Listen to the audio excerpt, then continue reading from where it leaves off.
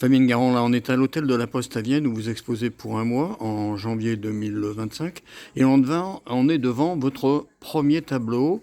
Alors comment est-ce que vous en êtes venu, vous, à travailler l'encre de Chine et puis la matière vineuse?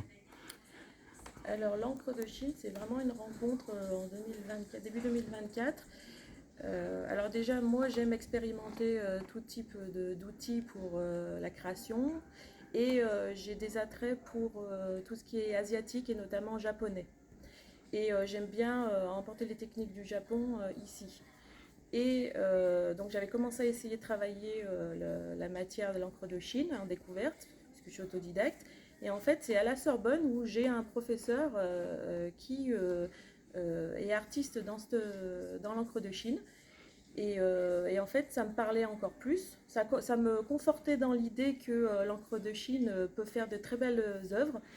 Et pour ce qui est du vin, notamment c'est pour des restes de bouteilles de dégustation. Je me disais, bah, qu'est-ce que je peux en faire? Et en fait, j'ai testé avec l'encre de Chine et ça allait très très bien. Le vin rouge, ça va bien? Ça Alors, s'allie bien à l'encre de Chine? le vin rouge, suivant les cépages, donc là on est sur du Syrah, se marie très très bien avec l'encre de Chine. Après, c'est de l'alchimie et en fait un dosage.